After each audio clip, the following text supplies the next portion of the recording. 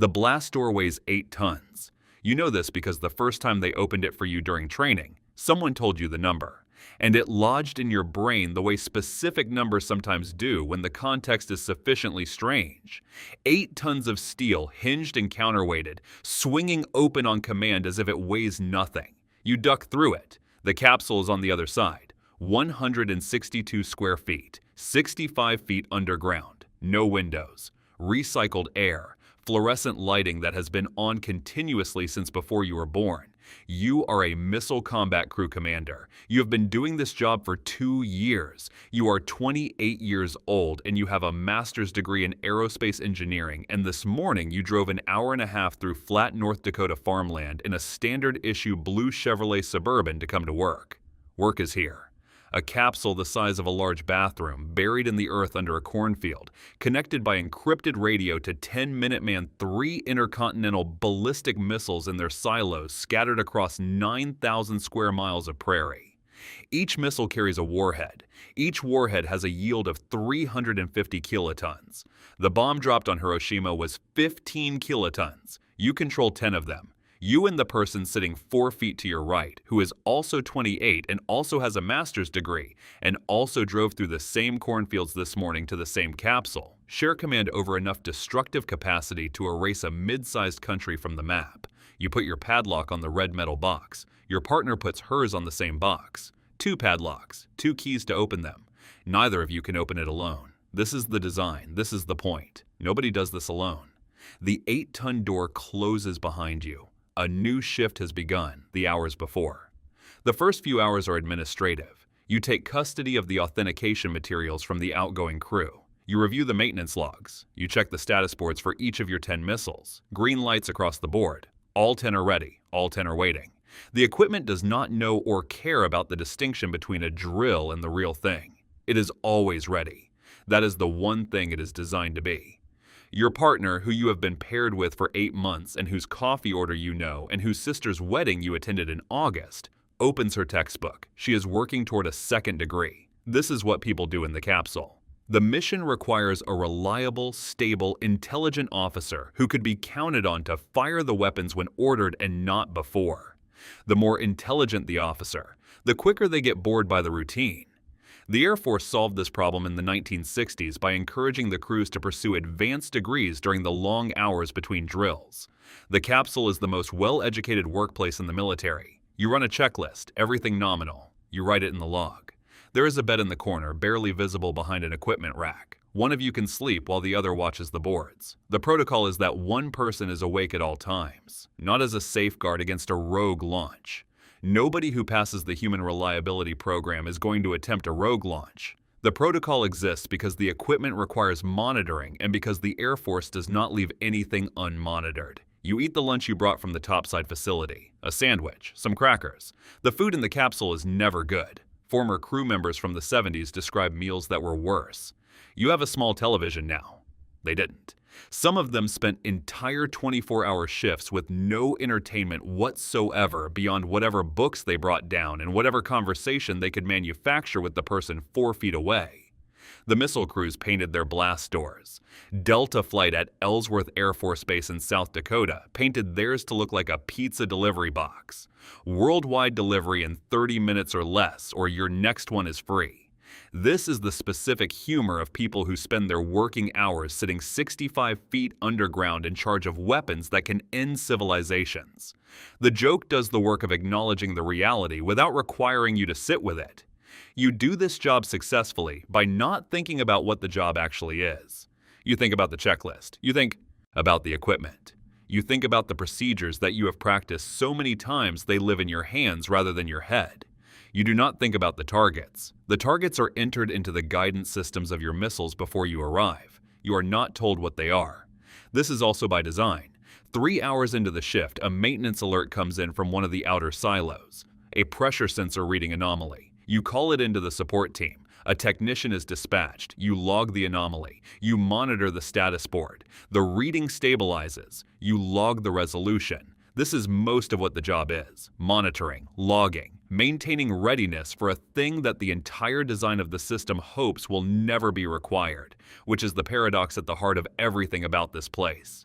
You are here so that this thing never happens. The credibility of the deterrent depends entirely on the certainty that if it happens, you will act. The world is safer because you are sitting in this capsule prepared to end it. That logic is sound and is held for 60 years and does not become easier to carry with familiarity. Your partner makes tea. The electric kettle is a personal item, not standard issue. Most crews bring one.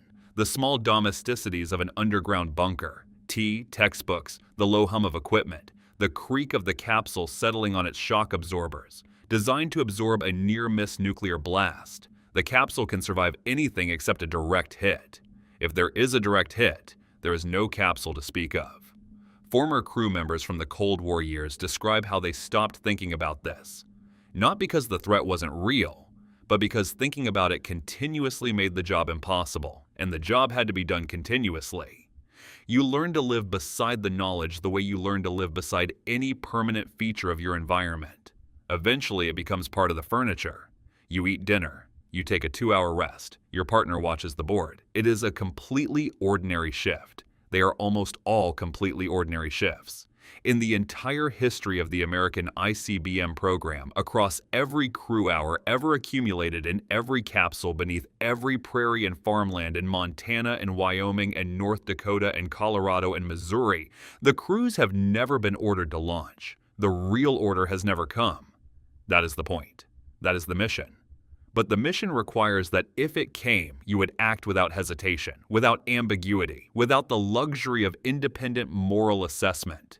The system was designed to remove those things because the system was designed by people who understood that a deterrent that could be overridden by individual conscience was not a deterrent at all. You understood this when you signed the contract.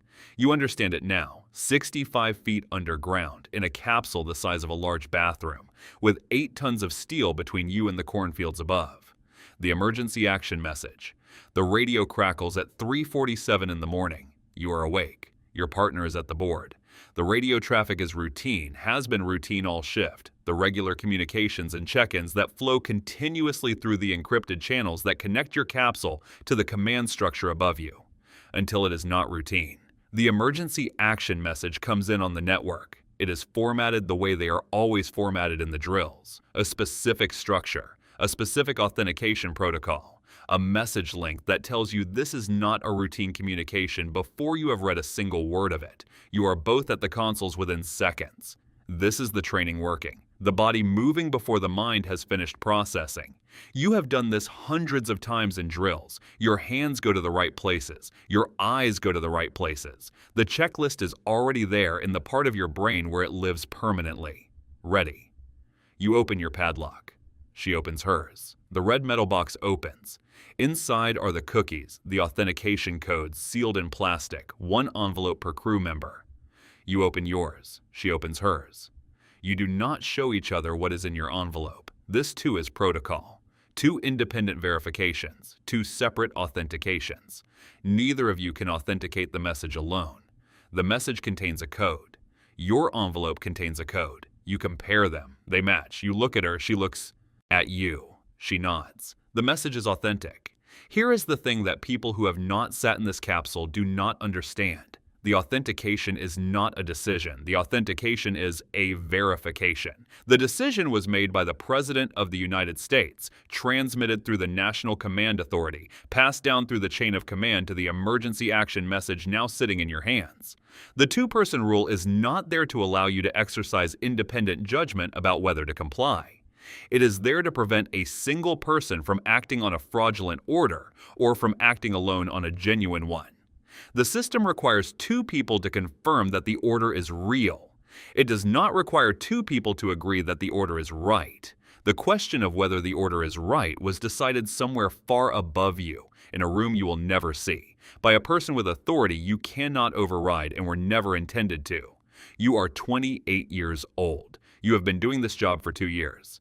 You have a master's degree in aerospace engineering and a sister in Austin and parents who retired to Florida last year, and a dog named after a character in a novel you read in college.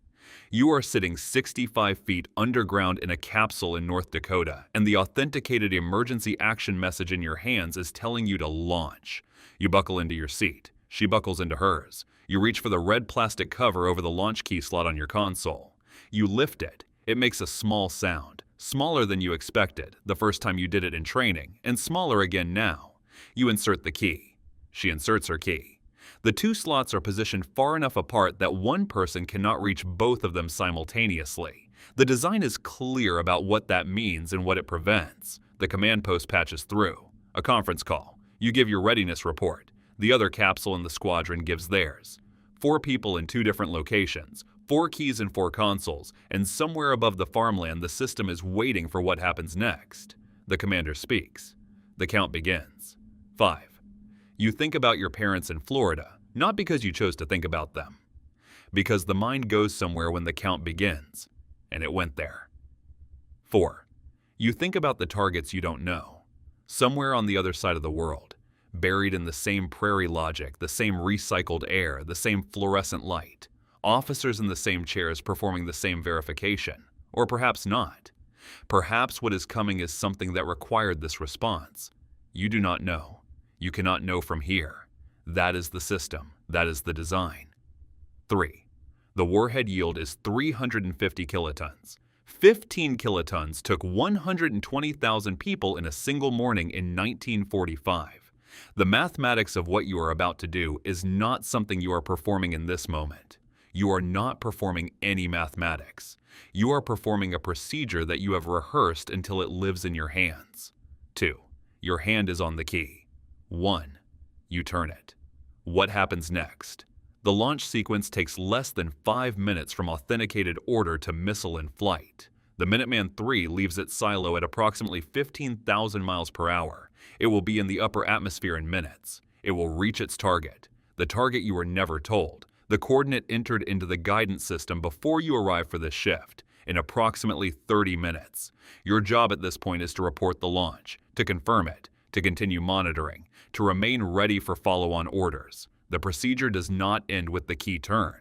The procedure continues because the system continues and because you are still here and still responsible for what the system does next. Somewhere above you, in a world you cannot currently access, something is happening that you participated in causing. The magnitude of it is not a thought you are having. The magnitude will come later, if there is a later, if the capsule survives what comes next, if the diplomacy or the escalation or the sequence of events that produce this moment resolves in a way that leaves a world for the magnitude to be processed in. The capsule was designed to survive a near miss. The Cold War-era Soviet missiles upgraded their accuracy to the point where the capsule could not survive a direct hit. The odds of a direct hit on this specific capsule are not something you have calculated today. You stopped calculating them years ago, the same way the crews before you stopped calculating them, because the calculation produces a number that makes the job impossible and the job has to be done. You write in the log, you monitor the boards, you wait for further orders. This is what you trained for, not the drama of it, not the weight of it, the execution of it, the reliable, stable, uncomplicated performance of a procedure designed by people who needed to be certain, absolutely certain, that when the moment came, the right people would turn the right keys without hesitation. You were the right people. You turned the keys. You did not hesitate. Whether that was the right thing, in the deepest possible sense of that word, is a question that does not belong to you. It was answered somewhere above you, in a room you will never see, by a person with a different set of responsibilities and a different set of information and a different kind of authority than yours. You executed the order. That is what you were there to do. The blast door is still closed. 65 feet of earth above you. The cornfields are still up there. The Suburban is still in the car park. The equipment hums. The lights are still on. You have just changed the world in a way that cannot be undone. And now you wait. Because waiting is also part of the procedure. Because the procedure does not end. Because you are still here, still on shift, still the person in the chair with the key and the log and the recycled air and the 8-ton door, waiting.